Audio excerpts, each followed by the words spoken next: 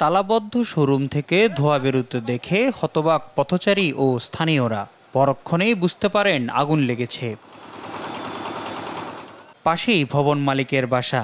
তাকে ডেকে আনতে আনতে ধোঁয়ায় আচ্ছন্ন পুরো বিল্ডিং। স্থানীয়রা আগুন নেভানোর চেষ্টা শুরু করেন, যোগ দেয় ফায়ার সার্ভিসও। পথচারী মূলত এটা প্রথম দেখছে যে ধোঁয়া বেরোচ্ছে, তারপর উনি খুব সম্ভবত বাড়িওয়ালাকে হয়তো বা ইনফর্ম করছেন।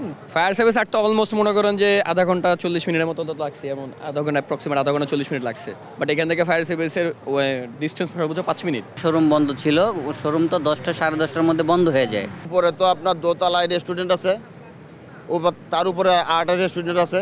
খবর পেয়ে ফায়ার সার্ভিসের 3টি ইউনিট আগুন নেভানোর কাজ শুরু করলেও পরে যোগ দেয় আরও 3টি ইউনিট। ফায়ার সার্ভিসের 6টি ইউনিটের চেষ্টায় রাত 3:15টায় নিয়ন্ত্রণে আসে আগুন। এ সময় ফায়ার সার্ভিসের একজন কর্মী আহত হয়। অনেক জুতা বেশি এবং জুতার গুদাম ভিতরে ছিল, এবং গুদামটা অনেক ভিতরে, যে এটা ভিতরে যাওয়া খুবই সরু রাস্তা ছিল, যার কারণে আগুনটা আমাদের নিভাতে একটু ব্যাক পেতে হচ্ছিল। রাবার থেকে কার্বন মনোক্সাইড গ্যাস সৃষ্টি হয়, এই কারণে একটু অসুস্থ হয়েছিল, কিন্তু পরবর্তীতে আবার সে একটু সুস্থ হয়ে গেছে। আগুনের সূত্রপাত এখনও আমরা বলতে পারবো না, হয়তো বা বৈদ্যুতিক গোলযোগ কারণে হইতে পারে আগুনটা।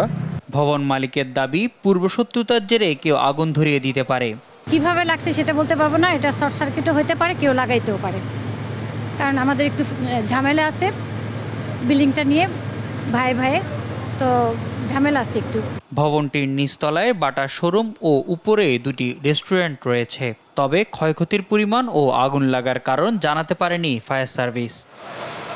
মোহাম্মদ সাকিব, দেশ টিভি, ঢাকা।